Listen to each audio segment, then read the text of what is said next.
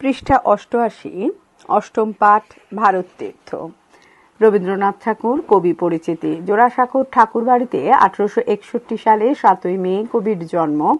বাংলায় এই তারিখটি হল 25শে বৈশাখ।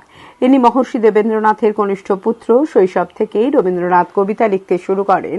পরে তিনি বিশ্ববরেণ্য কবি হন এবং সং অফারেন্স গ্রন্থের জন্য নোবেল প্রাইজ পান। কেবল কবিতা নয়, সাহিত্যের বিভিন্ন শাখাতেই তিনি তার অবদান রাখেন। উপন্যাস, ছোট গল্প, নাটক, গান, প্রবন্ধ ইত্যাদি শাখায় তার অবদান সবিশেষ স্মরণীয়।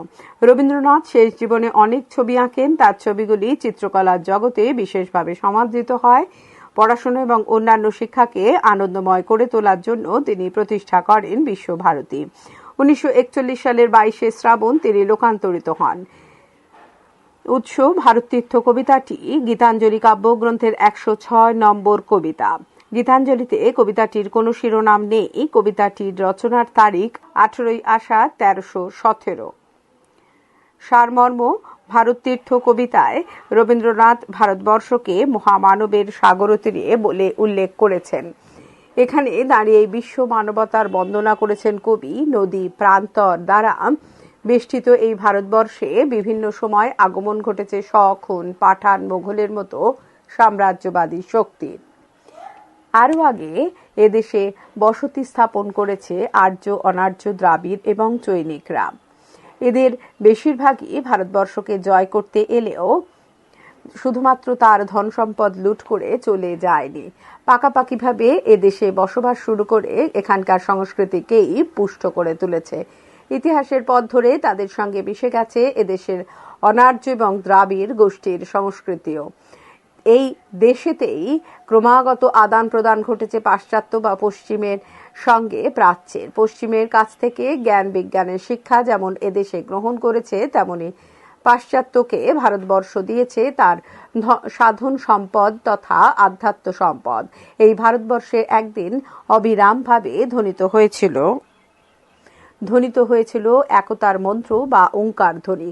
কিন্তু যুগের পরিবর্তনের সঙ্গে লক্ষ্য করা গেল জাতিভেদ প্রথা, বর্ণ বৈষম্য ইত্যাদির ফলে বেড়ে চলেছে মানুষে মানুষে বিচ্ছিন্নতা। তাই আজ আবার আমাদের সকলকে সেই একতার মন্ত্রে উদ্বুদ্ধ হতে হবে। দুঃখের আগুনে পুড়ে লজ্জা, ভয়, অপমানকে জয় করেই ভারতবর্ষকে গৌরবময় এবং ঐক্যবদ্ধ দেশে পরিণত করা সম্ভব হবে। কবিতায় আর্য, অনার্য, হিন্দু, মুসলমান, ইংরেজ, খ্রিস্টান, ব্রাহ্মণ, অন্তজ শ্রেণীর সবাইকে একসঙ্গে আহ্বান জানিয়েছেন এক হতে। কবির আশা তাদের সবার স্পর্শেই আবার পবিত্র হয়ে উঠবে আমাদের ভারতবর্ষ, আর একমাত্র তখনই সম্ভব হতে পারে ভারত মাতার মঙ্গলময় অভিষেক। শব্দার্থ: প্রথম স্তবক, চিত্ত, মন পূর্ণ পবিত্র তীর্থে পূর্ণ স্থানে, হেমর চিত্ত পূর্ণ তীর্থে জাগরে ধীরে। ভারতবর্ষের পূর্ণভূমির মতো ওপর দাঁড়িয়ে ধীরে ধীরে জেগে ওঠার জন্য কবি নিজের মনকে আহ্বান করেছেন। মহামানবের, মহান এবং মহৎ ব্যক্তিদের এই ভারতের মহামানবের সাগর তীরে আবহমান কাল ধরেই এদেশের বুকে জন্ম নিয়েছেন অনেক মহাপুরুষ, যাঁরা এই কবিতায় মহামানব রূপে আখ্যাত। তাদের জন্মভূমি বলেই ভারতবর্ষকে কবি মহামানবের সাগর তীর বলে বর্ণনা করেছেন। হেথায় মানে এইখানে, বাড়ায় মানে বাড়িয়ে, প্রসারিত করে, নমি মানে নমস্কার করি, নর দেবতারে, নররূপ দেবতা কে, হেথায় দাঁড়ায়, দুবাহু বাড়ায়, নমি নর দেবতারে। এইখানে অর্থাৎ মহামানবের সাগর তীর ভারতবর্ষে দাঁড়িয়ে রবীন্দ্রনাথ দু হাত প্রসারিত করে ভারতবর্ষের নবরূপ দেবতা অর্থাৎ মানুষদের প্রতি নিজের বিনম্র নমস্কার জানিয়েছেন। উদার মানে প্রশস্ত, ছন্দ, পদ্যের রচনারীতি বা চাল, আনন্দে, খুশিতে, হর্ষে, তৃপ্তিতে। বন্দন মানে বন্দনা, ধ্যান, গম্ভীরভাবে বা গভীরভাবে ধ্যানে রত। ভূধর, পর্বত, মোর, আমার, জপমালা, ইষ্টমন্ত্রাদি জপ করার সময় যে মালার গুটিকা গোনা হয়, ধৃত ধারণ করা হয়েছে এমন প্রান্তর, গাছ, জল, বসতি প্রভৃতি নেই এমন বিস্তৃত ভূমি, মাঠ। হেথায় মানে এখানে। পৃষ্ঠা 89, নদী জপমালা ধৃত প্রান্তর। প্রান্তর বলতে কবি রবীন্দ্রনাথ বিস্তৃত ভারত ভূখণ্ডকে বুঝিয়েছেন। কবি বলতে চেয়েছেন বিস্তীর্ণ ভারত ভূখণ্ড, এর ওপর দিয়ে বয়ে গিয়েছে প্রচুর নদ নদী। ওই নদীগুলি যেন জপের মালার মতো মনে হচ্ছে। নিত্য সর্বদা হেরো দেখো, হেরা দেখা, পবিত্র পুত বিশুদ্ধ, ধরিত্রীরে পৃথিবীকে, হেথায় নিত্য হেরো পবিত্র ধরিত্রীরে। এই ভারতভূমি অত্যন্ত পবিত্র। ভারতভূমির এই পবিত্রতাকেই কবি উপলব্ধি করার কথা বলেছেন। দ্বিতীয় স্তবক, কেহ কেউ নাহি নেই, আহ্বানে ডাকে ধারা প্রবাহ, দুর্বার নিবারণ করা বা বাধা দেওয়া শক্ত এমন সমুদ্রে হলো হারা। কবি ভারতবর্ষের ইতিহাসের দিকে তাকিয়ে দেখেছেন সময়ের ধারা বেয়ে বহু মানুষের আগমন এদেশে ঘটেছে। এত মানুষ কোথা থেকে এলো, কার ডাকে এলো, তা কেউ স্পষ্ট বলতে পারে না। এদের সভ্যতা ও সংস্কৃতি ধীরে ধীরে ভারতীয় সংস্কৃতির সঙ্গে মিশে গেছে। কবির কথায় ভারত সংস্কৃতির মানব সমুদ্রে তারা হারিয়ে গেছে। আর্য বহু প্রাচীনকালে মধ্য এশিয়া থেকে ভারতে যে জাতি এসেছিল, অনার্য আর্যদের আগমনের আগে যারা ভারতের অধিবাসী ছিল। দ্রাবিড় প্রাচীন ভারতের দক্ষিণাঞ্চলের আদিম জাতি বিশেষ। হেথায় আর্য, হেথা অনার্য, হেথায় দ্রাবিড় চীন। মানে কবি বলতে চেয়েছেন সময়ের পথ ধরে ভারতের মাটিতে যেমন আর্যরা এসেছে অনার্য এবং দ্রাবিড়রা, এমনকি চীন দেশের মানুষও ভারতবর্ষে এসেছে। শক মানে মধ্য এশিয়ার প্রাচীন জাতি বিশেষ। হুন অর্থ ভারতবর্ষের উত্তরে চীনের পার্শ্ববর্তী অঞ্চলের অধিবাসী প্রাচীন জাতি বিশেষ। পাঠান বর্তমান পাকিস্তানের উত্তর পশ্চিম সীমান্তবর্তী অঞ্চল অর্থাৎ আফগানিস্তানের মুসলমান জাতি বিশেষ। এদের আদি বাসভূমি তুর্কিস্তান। মোগল মধ্য এশিয়া থেকে ভারতবর্ষে আগত এবং বাবরের নেতৃত্বে ভারতবর্ষে সাম্রাজ্য প্রতিষ্ঠিত করেছিল যে বংশ, এরা মূলত মধ্য এশিয়ার মঙ্গল বংশ। লীন মিশে যাওয়া। শক হুন দল পাঠান মোগল এক দেহে হলো লীন। বিভিন্ন যুগে ভারতবর্ষের শক হুন পাঠান মোগলের মতো বহু বহিরাগত জাতির মানুষ এসেছে এবং আস্তে আস্তে তারা সকলেই ভারতের সংস্কৃতির অঙ্গ হয়ে উঠেছে। এদের সংস্কৃতি এবং ঐতিহ্য ভারতীয় সংস্কৃতির মূল স্রোতে বিলীন হয়ে গেছে। পশ্চিমে পশ্চিম দিকে এখানে রবীন্দ্রনাথ পাশ্চাত্য সভ্যতার প্রতি ইঙ্গিত করেছেন। আজকে দ্বার দরজা সেথা, সেখানে পশ্চিমে আজি খুলিয়াছে দ্বার, সেথা হতে সবে আনে উপহার। অর্থাৎ 19 শতকের কবি তার এই কবিতা রচনার সময়কালের ভারতবর্ষের দিকে তাকিয়েছেন। এই ভারতবর্ষ ইংরেজ শাসনের অধীন ভারতবর্ষ। পাশ্চাত্য সভ্যতার দরজা সদ্য ভারতবর্ষের জন্য উন্মুক্ত হয়েছে। সেখানে থেকে ইংরেজরা ভারতবর্ষের জন্য নিয়ে এসেছে জ্ঞান, বিজ্ঞান এবং প্রযুক্তির ফসল। ভারতবর্ষের রেল লাইন বসেছে, জাহাজ তৈরির কারখানা এবং বিভিন্ন গবেষণা তৈরি হয়েছে। এগুলিকেই রবীন্দ্রনাথ পাশ্চাত্য সভ্যতার উপহার বলতে চেয়েছেন। যাবে না ফিরে, কেউই ফিরে যাবে না, অর্থাৎ সবাই নিজের নিজের সংস্কৃতি নিয়ে অঙ্গীভূত হয়ে যাবে। দিবে আর নিবে, মিলাবে মিলিবে, যাবে না ফিরে। রবীন্দ্রনাথ বলতে চেয়েছেন পাশ্চাত্য সংস্কৃতির সঙ্গে ভারতীয় সংস্কৃতির একটা আদান প্রদান চলতে থাকবে। ক্রমশ পাশ্চাত্য দর্শন, ধ্যান ধারণা, চিন্তা ভাবনা ভারতীয় ভাবনার সঙ্গে মিলেমিশে যাবে। কোনো কিছুই ব্যর্থ হবে না বা ফিরে যাবে না। অবশ্য ভারতবর্ষ শুধু গ্রহণই করবে না পাশ্চাত্যকেও, সে তার আত্মিক এবং আধ্যাত্মিক সম্পদের দ্বারা সমৃদ্ধ করবে। তৃতীয় স্তবক, রণধারা যুদ্ধের প্রবাহ, বাহি বহন করে, কলরব চিৎকার ভেদ করে, মরুপথ মরুভূমির পথ। পৃষ্ঠা 90। গিরি হিমালয় পর্বত পাহাড় সবে সবাই, মোর আমার বিরাজ উপস্থিত, কেউ শনিতে রক্তে, রুদ্র বীণা জাতীয় বাদ্যযন্ত্র বিশেষ। রুদ্র শিবের প্রলয় মূর্তি, নাশিবে না সবে নষ্ট হবে, হে রুদ্র বীণা ... দাঁড়াবে ঘিবে। কবি রুদ্রবীণা বাজিয়ে বিশেষ করে তাদের আহ্বান করেছেন যারা আজও এদেশের সংস্কৃতির সঙ্গে নিজেকে মেলাতে পারেনি। কবির আশা বীণাধ্বনি অর্থাৎ চিরকালীন ভারতীয় সংস্কৃতির আহ্বানে তাঁরাও তাদের দ্বিধা ত্যাগ করে এই সংস্কৃতির মধ্যে নিজেদের মিলিয়ে দিতে আসবে। চতুর্থ স্তবক বিরাম বিশ্রাম বিহীন ছাড়া মহা মহৎ ওঙ্কার আদি মন্ত্র বা ব্রহ্মমন্ত্র তন্ত্র বিশেষ সাধন পদ্ধতি রণরণী রতি হওয়া ধ্বনিত হওয়া ব্র্যাকেটে এখানে একের মন্ত্র ধ্বনিত হওয়া তপস্যা তপ যোগ ব্রত বল শক্তি তপস্যা বলে তপস্যা থেকে প্রাপ্ত বা লব্ধ শক্তিতে অনল আগুন বহুরে বহুজনকে আহুতি হোমের সামগ্রী বিভেদ পার্থক্য হিয়া হৃদয় হেথা একদিন ... একটি বিরাট হিয়া অর্থাৎ একতার মন্ত্রে দীক্ষিত থাকাই ভারতবর্ষের অন্যতম শ্রেষ্ঠ সাধন সম্পদ। একদা প্রত্যেক ভারতবাসীরই হৃদয়তন্ত্রে এই একতার মন্ত্র বেজে উঠেছিল। তপস্যার দ্বারাই একতার মন্ত্র তাদের লাভ করতে হয়েছিল। নিজেদের বহুত্বকে আহুতি দিয়ে বিভেদকে ভুলেই তারা একটি বিরাট হিয়াটা ইনভার্টেড কমার মধ্যে বা দেশ মানবের হৃদয় সৃষ্টি করতে সক্ষম হয়েছিল। যজ্ঞশালা মানে যে স্থানে যজ্ঞ অনুষ্ঠিত হয়। যজ্ঞ অর্থাৎ দেবতার উদ্দেশ্যে হোম ইত্যাদির পুজো অনুষ্ঠান হবে মিলিবারে মিলিত হতে হবে আনত নত হেঁট শির মানে মাথা আনত শিরে শ্রদ্ধায় মাথা নিচু করে সেই সাধনার ...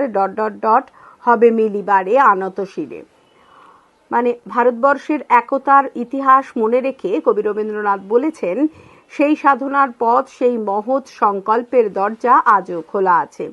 অতীত দিনের মতো আজও বিভেদ ভুলে সমস্ত ভারতবাসীকে একসঙ্গে একটি বিরাট মনকে জাগিয়ে তুলতে হবে অর্থাৎ ঐক্য মন্ত্রে দীক্ষিত হতে হবে।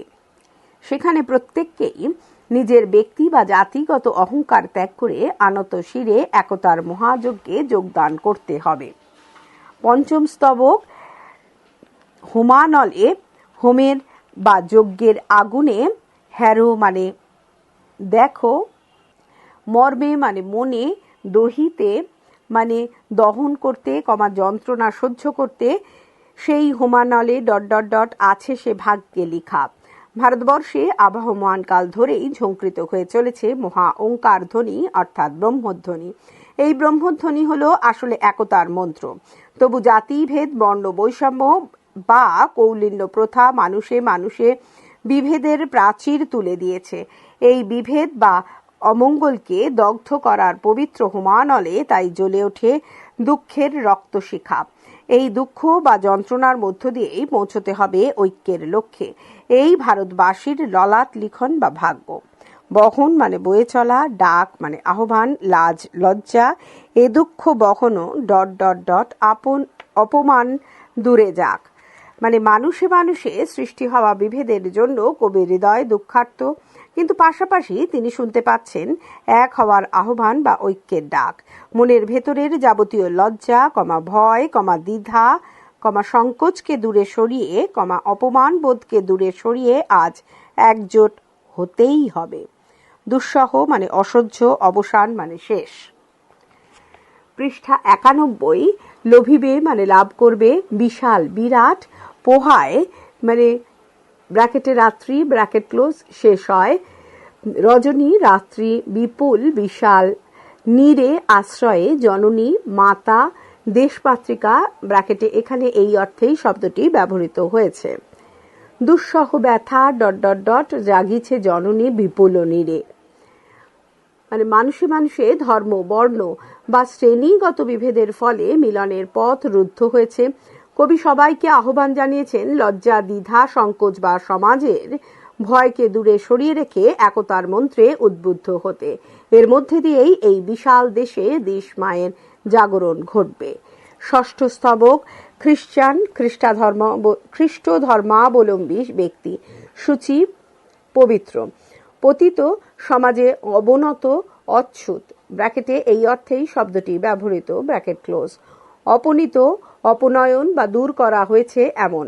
অপমান ভার, মর্যাদাহানির কষ্ট, সম্মানহানির জ্বালা। এসো হে আর্য ... হোক অপনীত সব অপমান ভার। ভারতবর্ষের গৌরবের পুনরুদ্ধার যজ্ঞে একতার মন্ত্রে সকলকে দীক্ষিত করতে কবি আর্য অনার্য, হিন্দু, মুসলমান, ইংরাজ, খ্রিস্টান সকলকে আহ্বান করেছেন। ব্রাহ্মণকে বলেছেন ছোঁয়াছুঁয়ির সংকীর্ণতা ত্যাগ করে মনকে পবিত্র করে সবার হাত ধরতে।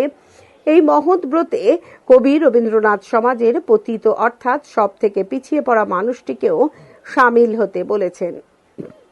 যে অপমান, অমর্যাদা তাকে সহ্য করতে হয়েছে, সেই সব অপমানের যন্ত্রণা ভুলে গিয়ে কবি মিলন যজ্ঞে সামিল হতে সকলকে আহ্বান জানিয়েছেন। অভিষেক কোনো মহৎ বা গুরুত্বপূর্ণ কাজে নিয়োগ বা কাজের আরম্ভ। তরা মানে তাড়াতাড়ি, মঙ্গল ঘট মানে মঙ্গল কামনায় স্থাপিত ডাব, আম্রপল্লব প্রভৃতিতে শোভিত জলপূর্ণ ঘট বা কলসি। পরশে মানে ছোঁয়ায়, স্পর্শে। নীর মানে জল, বাড়ি। মার অভিষেকে ... পবিত্র করা তীর্থ নীরে। দেশমাতৃকার গৌরব পুনরুদ্ধারের জন্য রবীন্দ্রনাথ সমাজের সকল স্তরের মানুষকে তাড়াতাড়ি সামিল হওয়ার জন্য বা যোগ দেওয়ার জন্য আহ্বান করেছেন। সকল স্তরের মানুষের, সকল ধর্মের মানুষের স্পর্শে পবিত্র হয়ে ওঠা জল দিয়ে মঙ্গল ঘট ভরার জন্য আহ্বান জানিয়েছেন। নানান জাতি, নানা মতে সমৃদ্ধ ভারতবর্ষকে তিনি তীর্থ হিসেবেই সম্বোধন করেছেন। এই ভারতের মহামানবের সাগর তীরে। পংক্তিটি গোটা কবিতা মোট 6 বার ব্যবহৃত হয়েছে। কবিতার প্রত্যেক স্তবকের শেষেই পংক্তিটি উচ্চারিত হয়। ভারতবর্ষের গৌরবোজ্জ্বল মহিমাকে পাঠকের মনে সঞ্চারিত করে দেবার উদ্দেশ্যেই সচেতনভাবে পংক্তিটি বারবার ব্যবহার করেছেন। জাতি, ধর্ম নির্বিশেষে সকলকে আহ্বানের মধ্য দিয়ে এখানে দেশের জন্য কবির গভীর শ্রদ্ধার প্রকাশ ঘটেছে। হাতে কলমের এর সমাধান। প্রশ্ন 1, কবিতায় ভারতভূমিকে পূর্ণতীর্থ বলা হয়েছে কেন? উত্তর, ভারতবর্ষের ইতিহাসের দিকে তাকিয়ে কবি লক্ষ্য করেছেন সময়ের ধারাবেগে নানান জায়গায় থেকে নানান জাতি, নানান সংস্কৃতি, মানুষ এই ভারতবর্ষে এসেছে।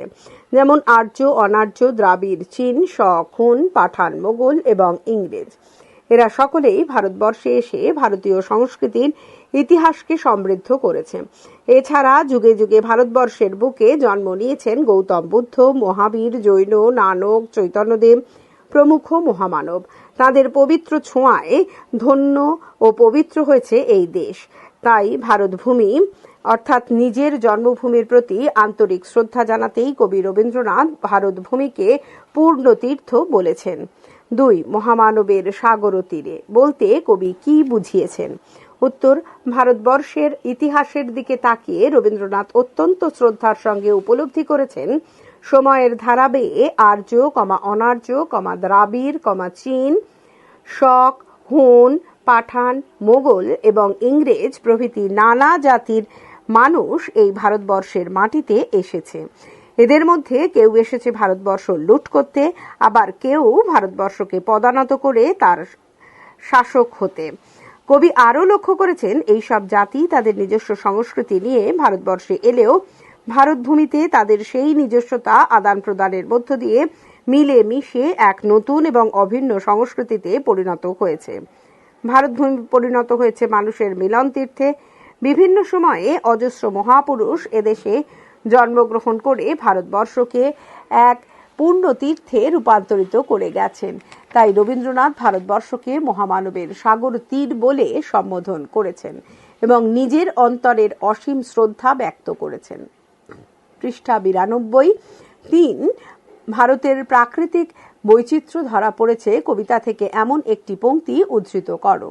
উত্তর, রবীন্দ্রনাথ ঠাকুর রচিত ভারত তীর্থ কবিতায় ভারতের প্রাকৃতিক বৈচিত্র্য ধরা পড়েছে এমন একটি পংক্তি হল ধ্যান গম্ভীর এই যে ভূধর, নদী জপমালা ধৃত প্রান্তর। প্রশ্ন 4, ভারতবর্ষকে পদানত করতে কোন কোন বিদেশি শক্তি অতীতে এদেশে এসেছিল, তাদের পরিণতি কি ঘটল?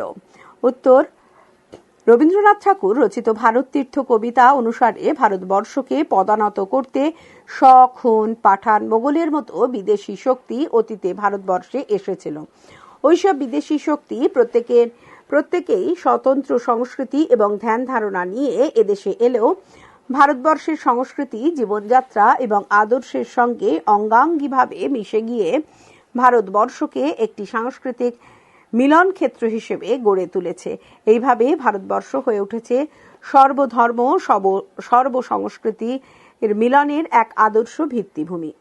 প্রশ্ন 5, পশ্চিমে আজ খুলিয়াছে দ্বার উদ্ধৃতাংশে কোন পরিস্থিতির কথা বলা হয়েছে? এমন পরিস্থিতিতে কবির অন্বিষ্ট কি? উত্তর, ভারতে ইংরেজ শাসন ব্যবস্থা প্রবর্তিত হলে তার সূত্র ধরে ইউরোপের জ্ঞান, বিজ্ঞান, শিল্প এবং প্রযুক্তির সাধনার সঙ্গে এদেশের মানুষ পরিচিত হবার সুযোগ পায়। এই পরিস্থিতির কথাই রবীন্দ্রনাথ ঠাকুরের ভারত তীর্থ কবিতা থেকে উদ্ধৃত অংশটিতে বলা হয়েছে। পশ্চিমের দরজা খুলে যাওয়ায়, অর্থাৎ পাশ্চাত্যের সঙ্গে যোগাযোগ সহজ হওয়ায় ইউরোপীয় সভ্যতার নানা উন্নতির সঙ্গে এদেশের মানুষ পরিচিত হয়। সেই উন্নতির কিছু ছোঁয়া লেগেছে ভারতবর্ষেও। তাকে কবি এদেশের জন্য উপহার বলে মনে করেছেন। কবি চান পাশাপাশি এদের সংস্কৃতি এবং জ্ঞান ভাণ্ডারও উন্মুক্ত থাকুক পাশ্চাত্যবাসীদের জন্য। দেওয়া নেওয়ার মধ্য দিয়েই মিলনের আদর্শ তৈরি হোক ভারতবর্ষে, এটাই কবির অন্বিষ্ট বা আকাঙ্ক্ষা। প্রশ্ন 6, আমার শোনিতে রয়েছে ধ্বনিতে তার বিচিত্র সুর, কোন সুরের কথা বলা হয়েছে? তাকে বিচিত্র বলার কারণ কি? কেনই বা সে সুর কবির রক্তে ধ্বনিত হয়? উত্তর, রবীন্দ্রনাথ ঠাকুর রচিত ভারত তীর্থ কবিতা থেকে উদ্ধৃত অংশে ভারতবর্ষের মূল সংস্কৃতি যেসব সংস্কৃতির মিলনে গড়ে উঠেছে তার বিভিন্নতাকেই বিচিত্র সুর বলা হয়েছে। ভারতবর্ষের জাতীয় সংহতির সুরকে বিচিত্র বলেছেন কবি রবীন্দ্রনাথ। অতীত এবং বর্তমানকে মিলিয়ে তার আলোকে কবি ভারতবর্ষের দিকে তাকিয়েছেন। দেখেছেন অতীতে শক, হুন, পাঠান, মোগলের মতো বিদেশি শক্তি ভারতভূমির মহিমার আকর্ষণে এখানে এসেছে, কিন্তু এদের কেউই নিজস্ব সংস্কৃতি, জীবনযাত্রা, ধ্যান ধারণাকে অক্ষতভাবে ধরে রাখতে পারেনি। নানা সংস্কৃতির পারস্পরিক আদান প্রদানের এবং মিলনের মধ্য দিয়ে গড়ে উঠেছে সমৃদ্ধ ভারতীয় সংস্কৃতি, মূল্যবোধ, আদর্শ। ওই বিদেশি শক্তিগুলির অনেকেই ভারতবর্ষে থাকতে থাকতে ভারতীয় হয়ে গেছে। ভারতের সুর তাই বৈচিত্র্যের মধ্যে ঐক্যের সুর। এই কারণে একে বিচিত্র সুর বলেছেন কবি। কবি রবীন্দ্রনাথ নানা জাতি, নানা মতের মিলন তীর্থ ভারতবর্ষের সন্তান। তাই তিনি বিশ্বাস করেন যে তার নিজের ধমনীতেও প্রবাহিত হয়ে চলেছে ভারতবর্ষের ঐক্যের সেই ঐতিহ্যবাহী বিচিত্র সুর, মহামিলনের সুর। প্রশ্ন 7, হে রুদ্রবীণা বাজো বাজো বাজো ... রুদ্রবীণা কি? কবি তার বেজে ওঠার প্রত্যাশী কেন? উত্তর, রুদ্রবীণা হল বীণা জাতীয় বাদ্যযন্ত্র। বীণাধ্বনির মধ্যে রয়েছে মিলনের সুর, মঙ্গলের সুর, যা প্রকৃতপক্ষে ভারতবর্ষের মূল সুর। নিজের সমকালের দিকে তাকিয়ে রবীন্দ্রনাথ উপলব্ধি করেছেন অনেক মানুষ এখনো সংকীর্ণ মানসিকতার গণ্ডিতে বন্দী হয়ে রয়েছেন। ভারতবর্ষের একতার সঙ্গে, সংস্কৃতির মূল স্রোতের সঙ্গে তাদের কোনো রকম সংযোগ তৈরি হয়নি। ঘৃণা আর ছুতমার্গিতার জন্য তারা নিজেদের সরিয়ে রেখেছে। ওইসব হতভাগ্য মানুষদের প্রতি করুণা ও দয়া অনুভব করেছেন কবি। তিনি মনে করেছেন সবার অংশগ্রহণ ছাড়া ভারতের ঐক্যের সুর সম্পূর্ণ হবে না। তাই ভারত তীর্থ কবিতায় তিনি প্রত্যাশা করেছেন রুদ্রবীণার মঙ্গল সুরে ওইসব মানুষ নিজেদের সংকীর্ণ গণ্ডি ভেঙে বেরিয়ে এসে ভারতবর্ষের বৃহৎ ঐক্যের সঙ্গে নিজেদের যুক্ত করবে। প্রশ্ন 8, আছে সে ভাগ্য লিখা, ভাগ্যে কি লেখা আছে সে লিখন পাঠ করে কবিতার মনে কোন শপথ গ্রহণ করলেন? উত্তর, সাধন সম্পদে সমৃদ্ধ আমাদের ভারতবর্ষের যুগ যুগ ধরেই ধ্বনিত হয়ে চলেছে মহা ওঙ্কার ধ্বনি, অর্থাৎ একতার মন্ত্র।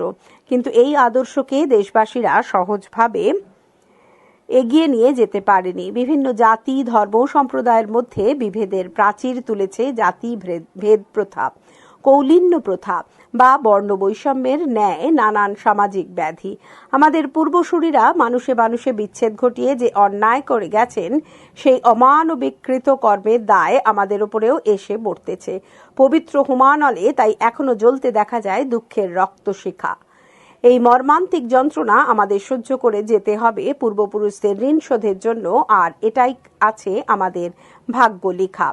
ভাগ্যের লিখন পাঠ করে কবি রবীন্দ্রনাথ সকল ভারতবাসীর কে মনের ভেতরে যাবতীয় লজ্জা, ভয়, দ্বিধা, সংকোচকে দূরে সরিয়ে রেখে অপমানকে ভুলে গিয়ে এক হতে আহ্বান জানিয়েছেন। পৃষ্ঠা 93, প্রশ্ন 9। পোহায় রজনী, অন্ধকার রাত শেষে যে নতুন আশার আলোকোজ্জ্বল দিন আসবে তার চিত্রটি কিভাবে ভারততীর্থ কবিতায় রূপায়িত হয়েছে? উত্তর, কবির কথায় ভারতবর্ষ অনৈক্য রূপ অন্ধকার রাত্রির মধ্যে ঘুমিয়ে রয়েছে, কিন্তু কবির আশা দেশমাতা এবার জাগছেন। দূর হবে ধর্ম, বর্ণ, শ্রেণীগত বৈষম্য, ঐক্য ও মিলনের যজ্ঞের পুরোহিত কবি তাই মহা ওঙ্কার ধ্বনির মন্ত্রে সবাইকে দীক্ষিত হতে আহ্বান জানিয়েছেন। প্রত্যেককে বলেছেন লজ্জা, ভয়, দ্বিধা, সংকোচ বা অপমানকে দূরে সরিয়ে একতার মন্ত্রে উদ্বুদ্ধ হতে। একমাত্র তাহলেই বহুত্বকে বিসর্জন দিয়ে আমরা পুনরায় সৃষ্টি করতে পারবো একটি বিরাট হীরা। আর তখনই দুঃখের রক্তশিখা নির্বাপিত হয়ে মনুষ্যত্বের গ্লানিময় পরাধীনতার রাত্রি শেষ হয়ে উদিত হবে নতুন সূর্য, সূচিত হবে নতুন সকাল, সর্বত্র পরিব্যাপ্ত হবে সম্প্রীতির বার্তা, মানুষ দীক্ষিত হবে একতার মন্ত্রে। এই আলোকোজ্জ্বল নতুন দিনের জন্যই ভারত মাতা প্রতীক্ষারত। প্রশ্ন 10, মার অভিষেকে এসো এসো তরা, কবি কাদের ব্যাকুল আহ্বান জানিয়েছেন? কোন মায়ের কথা এখানে বলা হয়েছে? এ কোন অভিষেক? সে অভিষেক কিভাবে সম্পন্ন এবং সার্থক হবে? উত্তর, ভারততীর্থ কবিতা থেকে গৃহীত উদ্ধৃতিটি মধ্য দিয়ে কবি রবীন্দ্রনাথ ভারতবর্ষের সমস্ত বর্ণের, সমস্ত জাতি ধর্মের, সমস্ত শ্রেণীর মানুষের কাছে ব্যাকুল আহ্বান জানিয়েছেন। মা বলতে এখানে ভারত মাতার কথা বলা হয়েছে। আলোচ্য পদ্যাংশে অভিষেক অর্থে কোনো মহৎ বা গুরুত্বপূর্ণ কাজে নিয়োগ বা শুভ কাজে আরম্ভকে বোঝানো হয়েছে। ভারত মাতাকে পরাধীনতার শৃঙ্খল থেকে চিরকালের জন্য মুক্ত করে স্বাধীন ও মর্যাদার আসনে প্রতিষ্ঠা করার কাজে সমস্ত ভারতবাসীকে আহ্বান করেছেন কবি। এই কর্মযজ্ঞে তিনি ব্রাহ্মণ থেকে পতিত সমাজের সকল স্তরের মানুষ, হিন্দু, মুসলমান, খ্রিস্টান, আর্য, অনার্য, ইংরেজ প্রভৃতি সকল ধর্ম এবং জাতির মানুষকেই আহ্বান করেছেন, কারণ তিনি মনে করেন সবার স্পর্শে পবিত্র হয়ে ওঠা জল দিয়েই মঙ্গল ঘট পূর্ণ করা প্রয়োজন। মার অভিষেকে অর্থাৎ দেশের জাগরণের পূর্ণ যজ্ঞের সূচনায় এই মঙ্গল ঘট ছাড়া চলবে না। এভাবেই নানা জাতির মিলন ক্ষেত্র ভারত ভূমিকে স্বাধীন করার ব্রত সার্থক হয়ে উঠবে। প্রশ্ন 11, টিকা লেখো। ওঙ্কার ধ্বনি। ওং শব্দটি সংস্কৃত অব ধাতু থেকে উৎপন্ন, যা একাধারে 19টি ভিন্ন ভিন্ন অর্থে প্রযোজ্য।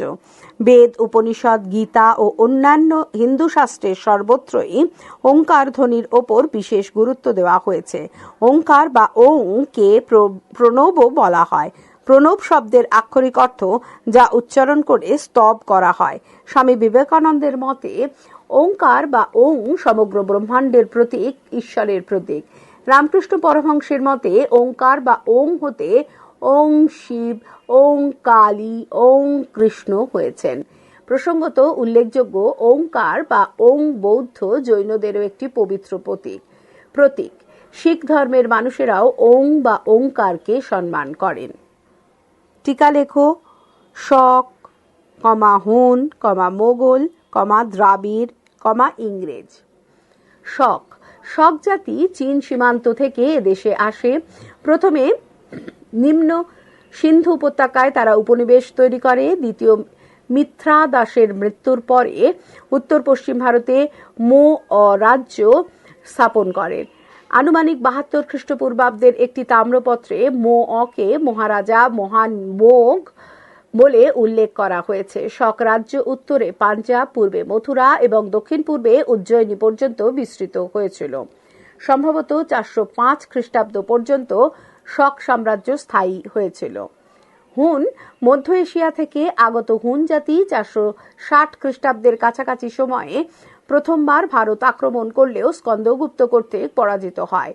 তার মৃত্যুর পরে তোরমানের নেতৃত্বে পুনরায় পাঞ্জাব এবং মধ্যপ্রদেশের কিছু অংশ দখল করে। তার পুত্র মিহিরকুল রাজ্য জয়ে সাফল্য পান।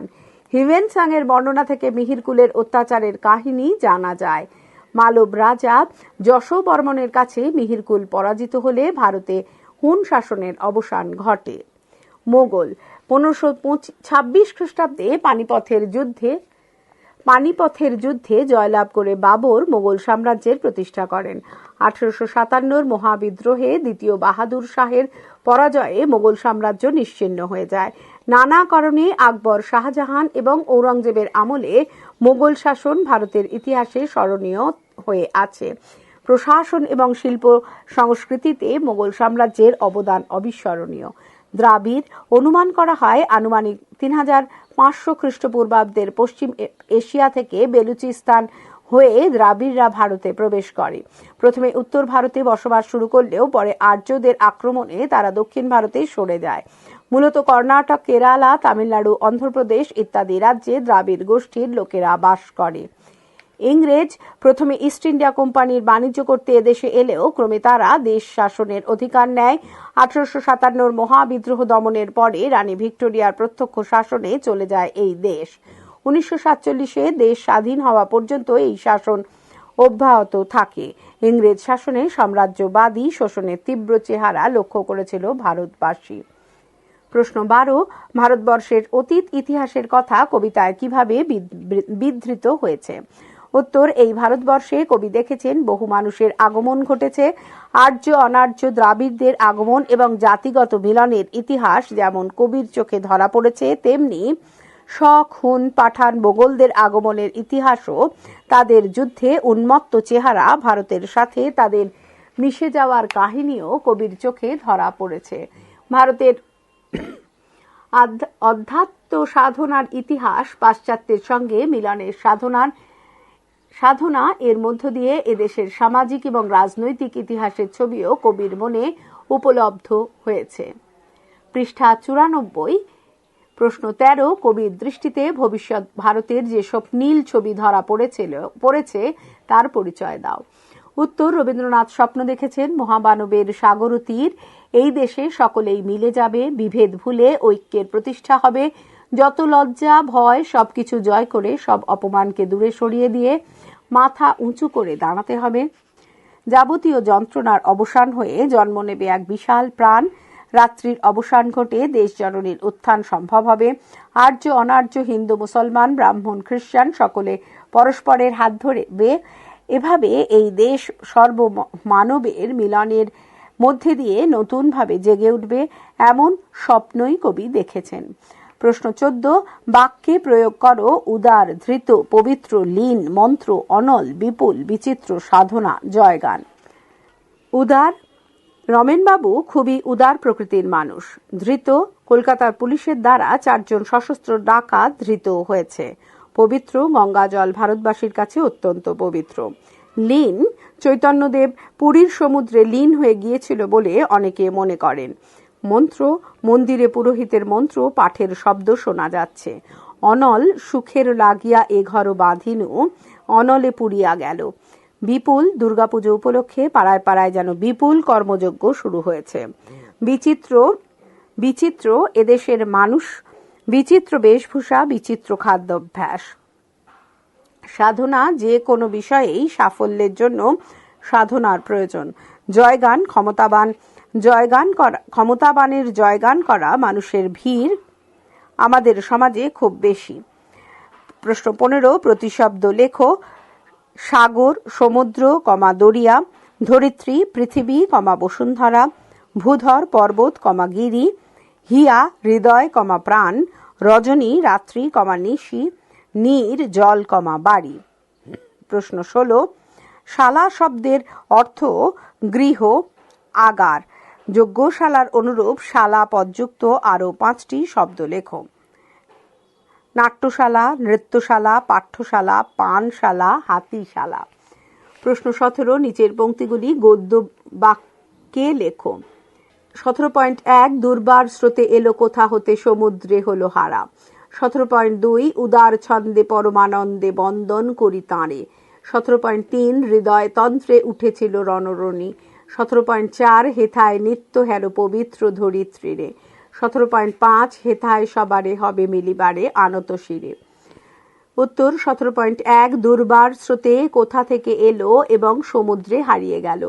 17.2 উদার ছন্দে পরমানন্দে তাকে বন্দনা করি। 17.3 হৃদয়তন্ত্রে রণরণিয়ে উঠেছিল। 17.4 এখানে নিত্য পবিত্র ধরিত্রীকে দেখো। 17.5 এখানে সবাইকে মাথা নত করে মিলতে হবে। প্রশ্ন 18 বিশেষ্যগুলিকে বিশেষণের এবং বিশেষণগুলিকে বিশেষ্যে পরিবর্তিত করো। পুণ্য বিশেষ্য পুণ্যবান বিশেষণ, দুঃখ বিশেষ্য দুঃখিত বিশেষণ, পবিত্র বিশেষণ পবিত্রতা বিশেষ্য, জয় বিশেষ্য জয়ী বিশেষণ, এক বিশেষ্য একক বিশেষণ, জন্ম বিশেষ্য জন্মগত বিশেষণ, দ্বার বিশেষ্য দ্বারস্থ বিশেষণ, সূচি বিশেষণ সুচিতা বিশেষ্য, বিচিত্র বিশেষণ বৈচিত্র্য বিশেষ্য, লাজ বিশেষ্য লাজুক বিশেষণ, তপস্যা বিশেষ্য তপস্বী বিশেষণ। প্রশ্ন 19 সন্ধি বিচ্ছেদ করো। পরমানন্দ পরম যোগ আনন্দ, দুর্বার দুঃ যোগ বার, ওঙ্কার ওম ময় হসন্ত যোগ কার, হোমানল হোম যোগ অনল, দুঃসহ দুঃ যোগ সহ। প্রশ্ন 20 বিপরীতার্থক শব্দ লেখো। পুণ্য পাপ, ধীর চঞ্চল, ধৃত মুক্ত, আহ্বান প্রত্যাখ্যান, দুর্বার শান্ত, বিচিত্র একঘেয়ে, বহু এক, অপমান সম্মান, বিপুল সামান্য, তরা বিলম্ব। সংযোজিত প্রশ্ন। প্রশ্ন 1 সঠিক উত্তরটি বেছে নাও। 1.1 ভারতবর্ষ কবির কাছে পুণ্যতীর্থ অবলিক মহাতীর্থ অবলিক পুণ্যভূমি। উত্তর পুণ্যতীর্থ। পৃষ্ঠা 95। প্রশ্ন 1.2 মহামানবের সাগরতীর দাঁড়িয়ে দুবাহু বাড়িয়ে কবি নমস্কার করেছেন গুরুজনদের অবলিক ঈশ্বরকে অবলিক নরদেবতাকে। উত্তর নরদেবতাকে। 1.3 ভূধরকে কবি কিভাবে দেখেছেন? ধ্যান গম্ভীর অবলিক বজ্র কঠিন অবলিক উদার। উত্তর ধ্যান গম্ভীর। 1.4 মহামানবের সাগরতীরে কবি যাদের দেখেছেন তাদের অন্যতম দ্রাবিড় অবলিক তুর্কি অবলিক পারসিক। উত্তর দ্রাবিড়। 1.5 কবি এর মধ্যে কোন বাজনাটির কথা বলেছেন? মোহনবীণা অবলিক রুদ্রবীণা অবলিক চিত্রবীণা। উত্তর রুদ্রবীণা। 1.6 মহামানবের সাগরতীরে কবি শুনেছিলেন সামগান অবলিক হরিনাম অবলিক ওঙ্কার ধ্বনি। উত্তর ওঙ্কার ধ্বনি। 1.7 হোমানলে কবি জ্বলতে দেখেছেন দুঃখের রক্তশিখা অবলিক দৃপ্ত প্রতিজ্ঞা অবলিক অশুভ চিন্তা। উত্তর দুঃখের রক্তশিখা। 1.8 কবি সবাইকে শীঘ্র আসতে বলেছেন মার অভিষেকে অবলিক স্বাধীনতার যুদ্ধে অবলিক দেবতার পুজোয়। উত্তর মার অভিষেকে। প্রশ্ন 2 পদ পরিবর্তন করো। ধ্যান বিশেষ্য ধ্যানী বিশেষণ, পবিত্র বিশেষণ পবিত্রতা বিশেষ্য, ভারত বিশেষ্য ভারতীয় বিশেষণ, মানব বিশেষ্য মানবিক বিশেষণ, বিচিত্র বিশেষণ বৈচিত্র্য বিশেষ্য, রক্ত বিশেষ্য রক্তিম বিশেষণ, অপমান বিশেষ্য অপমানিত বিশেষণ। 3 বিপরীতার্থক শব্দ লেখো। উদার অনুদার, বিচিত্র একঘেয়ে, বিরাম অবিরাম, জয় পরাজয়, বিপুল সামান্য, আনত উন্নত, অবসান সূচনা। প্রশ্ন 4 সমার্থক শব্দ লেখো। চিত্ত মন, পবিত্র পুত, সমুদ্র জলধি, উন্মাদ অপ্রকৃতিস্থ, বিরামবিহীন অবিরাম, শোণিত রক্ত, অনল আগুন। ভারত তীর্থ এখানেই শেষ হলো। পরবর্তী 8ম পাঠ স্বাধীনতা সংগ্রামে নারী পরবর্তী ফাইলে।